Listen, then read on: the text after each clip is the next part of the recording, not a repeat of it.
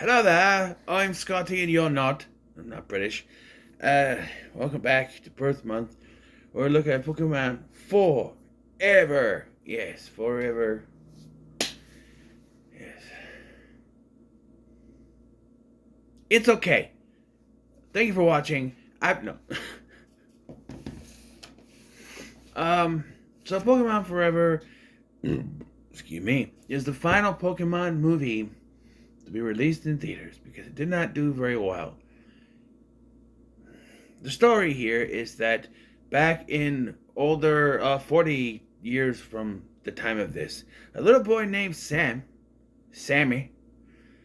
gets teleported to the future and meets Ash and his friends, and there is a big bad Pokemon hunter who is part of Team Rocket out to capture this Celebi. And they've gotta protect it. And Suicune is also there. Yeah, Suicune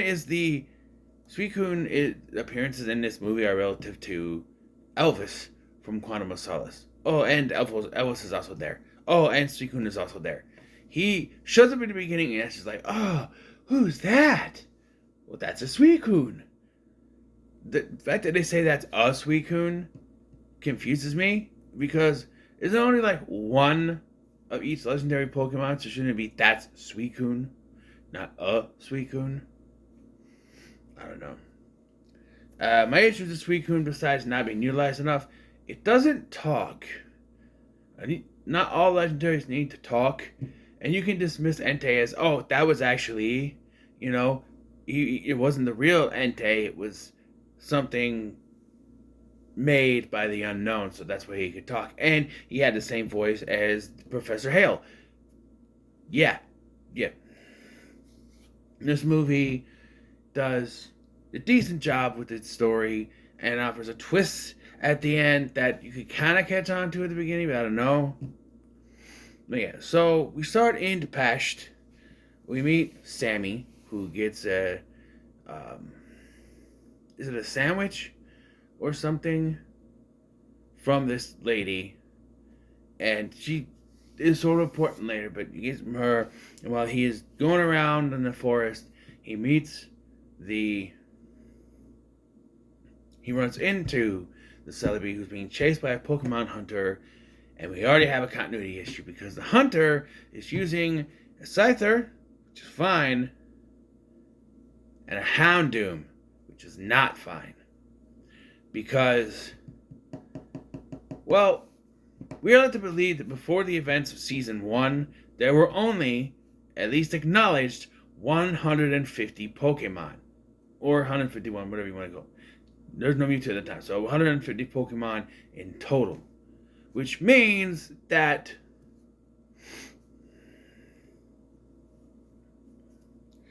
a Houndoom existing 40 years ago from the current time when this movie came out makes no sense. Especially if someone from that time were to see it, and especially when it's revealed who this is, it makes no sense at all. It also makes no sense for this particular character to be in the Johto region 40 years from then. 40 years ago. And he's from Kanto. I know they're close, but still, I'm just saying. But anyway, so he's being chased by this hunter, and to get away from this hunter, Celebi transformed them through time. And we got our opening credit thingy, but we're not done yet because we see this new bounty hunter guy dude, I don't know who he is, confront the old hunter, take the dude's Tyranitar from him by using a special Pokeball that could turn them evil. So, more continuity towards Pokemon Coliseum, Shadow Pokemon, and all that. And he has an evil Tyranitar, which will come in handy. He also has a Scizor, and I was like, oh, because it evolves. I'm like, wait, he didn't have the Scizor. He didn't have the Scyther. The other guy did. So, did he take the guy's Scizor too, or what? I don't know. He also has a Sneasel, which to me is a weird Pokemon for a bad guy to have. I don't know. But we catch up with Ash, and we get the credits to another Pokemon battle because they learned their lesson from the second one. It's the new version for Pokemon. Was it Johto League Journeys or whatever it was called at this point? I don't know. Johto League Champions something. Not Master Quest yet. I didn't hear I'm on a Master Quest. I think that's the next one where he gets the Master Quest song. But anyway, new pumped up version of the theme song. It did always irk me that they changed the theme song for every season. I liked the first three, and then it's just like, and they were just like, we have to keep changing the song now because that's what we set the precedent for. I was just like, every time we got to keep changing it. Anyway, this bounty hunter dude comes across Team Rocket because they're always everywhere for some reason. And they are most unnecessary as can be because, like, James and Meowth basically fuck off from the movie. Jessie gets captured by this dude. And it doesn't really matter to anything. They don't have any real impact on the plot. Jessie doesn't even need to be captured, but she's with him because he works for Team Rocket and he needs a witness to prove that he's got the Celebi or some shit. But he doesn't want to give it to Giovanni. No, he wants to take over Team Rocket and yeah. After absolute power. Yes. Yes. Also, they copied something from the Mutant Returns movie with Magic Water. That's literally from the last one. I'm like, I understand that was not an official movie according to the list of Pokemon movies. But, I don't know, just reusing the Magic Water shit from the last one. I know it's special. Shut up. I don't know. Because they have another area that's Magic Water and it heals Misty's broken leg somehow. Which, by the way, that's the most the side character does in this movie. She breaks her leg. Onyx kicks some ass a little bit later too, but other than that, no. As they're on their journey, Ash is talking with Professor Oak before they get on their ferry. And after Professor Oak's transmission, he says, I wonder if I should have said something. What if I should have told him? Nah, it'll be okay. Told him about what? It is weird because shortly after this, when they get off the boat, they meet this. Well, by the way, during the opening, Ash completely almost misses the boat until this one dude, whose name I do not remember, saves him. Was it Mr. White? I am the one who knocks. Not that Mr. White. Science, bitch. Anyway, I am the danger. Say my name. Heisenberg. Goddamn right. Don't look at me that way, Goku. Anyway. Stop looking at me, Saiyan. Anyway. So, they eventually meet up with this kid, Sam, who is not fazed by time traveling at all. He meets the old lady version of the girl he got the sandwich or whatever it was from. And her daughter, granddaughter, whatever, looks just like her. So, and they don't do anything. They live in a tree house like those two chicks from Without a Paddle. Only no hairy armpits, as far as I could tell. But, yeah. Then the hunter comes in and he eventually uses his evil shadow Pokeballs, to capture Celebi and turn it into a big, giant CGI monstrosity. Why, oh why did they do this? If you thought the CGI in Pokemon 3 was bad, well, like the old song goes, you ain't seen nothing yet. But baby, you just ain't seen nothing yet. Here's something you never gonna forget. But baby, you just ain't seen nothing yet. Yep. You just, no.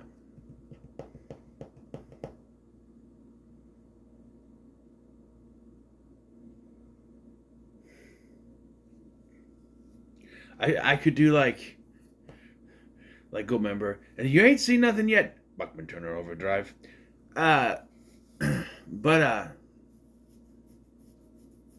yeah, it's this big CGI monstrosity with Jesse in the middle with tentacles. Cause Japan. They're vines, but still.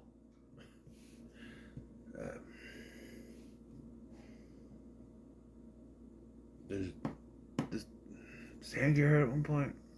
I know Celebi does. They have to try to convince Celebi that evil Suicune finally shows up to do something. I don't know. And he helps them out a little bit.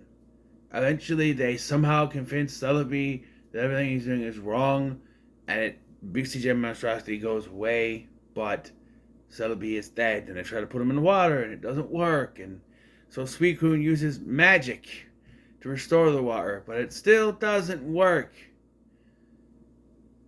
So then a bunch of Celebi travel through time, and I have an issue with there being more than one, because it's a legendary Pokemon. There should only be one of each legendary Pokemon. It's like rare cards in Yu-Gi-Oh! They're rare and legendary for a reason.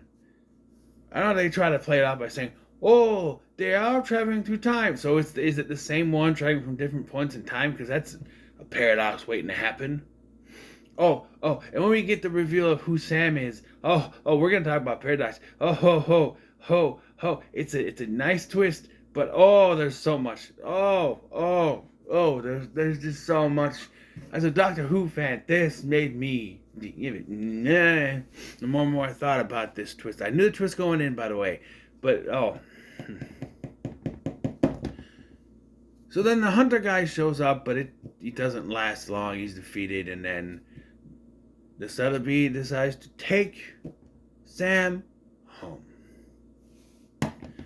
And just before they get on the ferry, Ash has one last communication with Professor Oak, he looks sad. He's like, "What's wrong, Ash?" "Oh, I'm fine. I met a friend, and I don't know if I'll ever see him again." "Oh, it's okay. I'm sure you'll meet Sammy again, and everything will be fine. I'm sure everything will be fine. I'm sure you'll see Sammy again, something like that. Sam again." So they hang up. They go to leave, and it's Misty who goes, "Wait, how did he know Sammy's name? We never told him." Then we flash.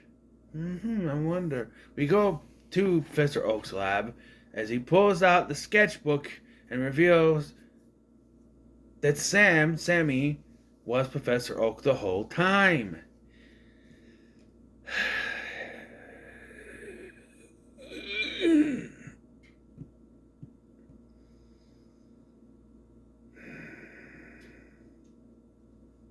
So maybe if I wasn't into Doctor Who, this twist would work better for me. But as a Doctor Who fan, questions, yes, very much questions. So at the beginning of the movie, when they meet the old lady, she claims that Sam had disappeared for 40 years and never been seen again.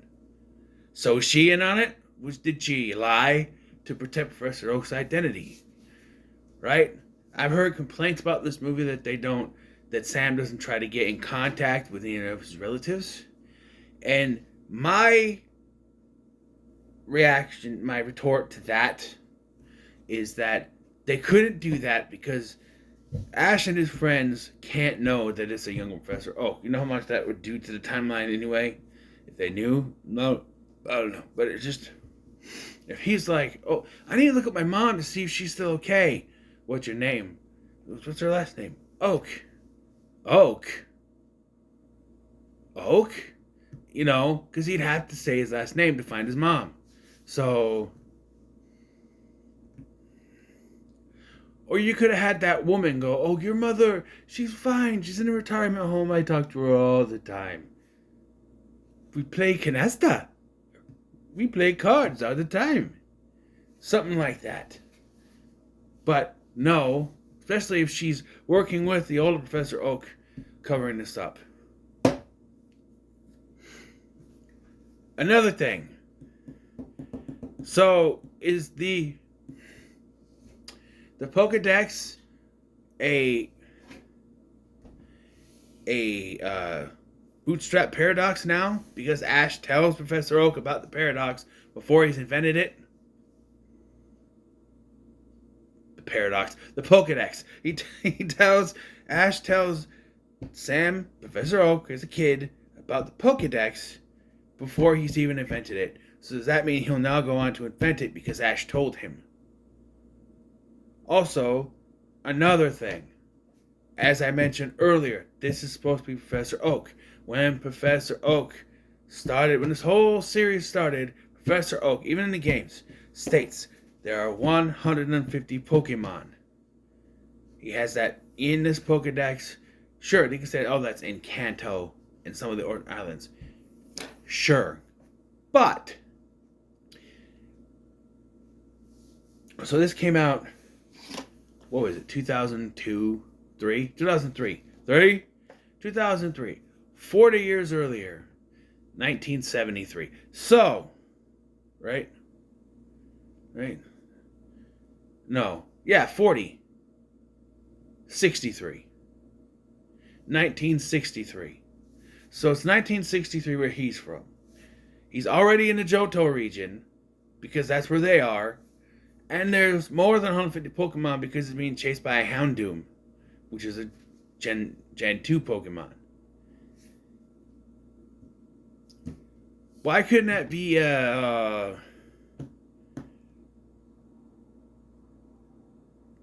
RK9? That a Scyther and an RK9 chasing him down. That would have worked. But you used a Houndoom, which makes no sense. And also the fact that he ends in present. You could have, explained that he's from Kanto originally, but he ended up in Johto during a transportation, with Celebi. And he's not in the same region, but it's all supposed to be the same region. So why is Professor Oak at like 10 years old, Ash's age, in Johto? He was raised there. I don't know, but that would still not explain why he would grow up to catalog only 150 Pokemon and not know about the others. Maybe he did and just let his colleague Professor Birch do it. I don't know. There's so much inconsistencies with this that Disney Brain said that he wouldn't be surprised if it was never supposed to be in the script that it was Professor Oak, and they thought, oh, that would be a nice twist because, yeah, I don't know, you take it out and it works better. It's just a kid that transported through time. That's it. But that Professor Oak, the twist is.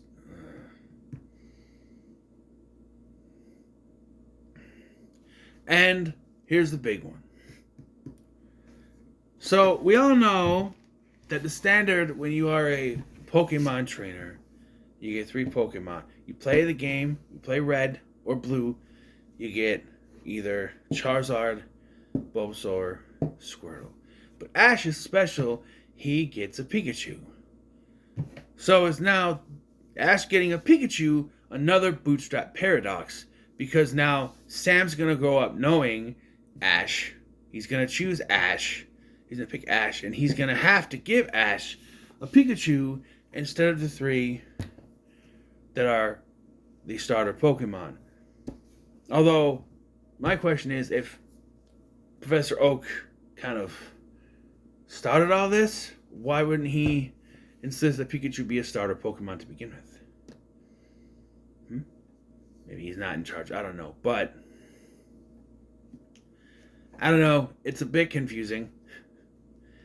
Because now he can't allow Ash to get one of the starter Pokemon. He has to give him a Pikachu because he met Ash who had a Pikachu, and he even said that he got it during his start. So, yeah, it's another bootstrap paradox type thing. That and the Pokedex.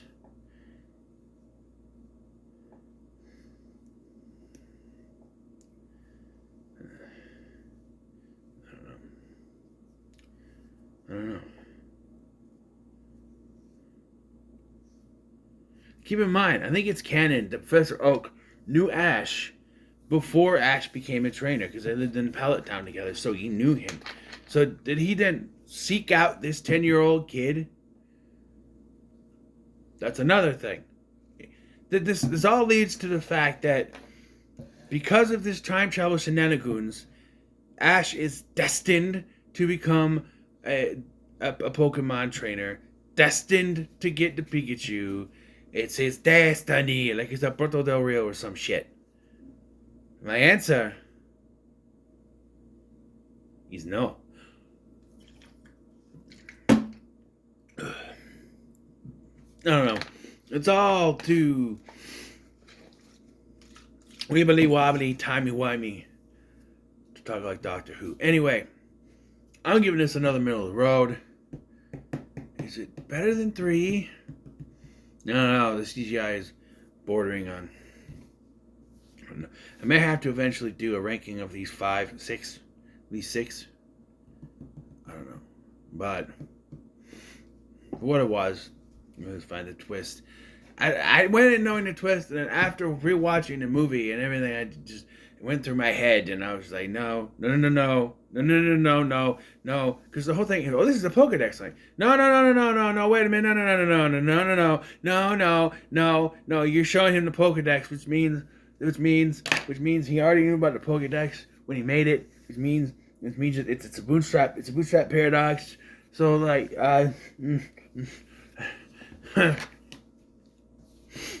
and of course Ash doesn't know, but still,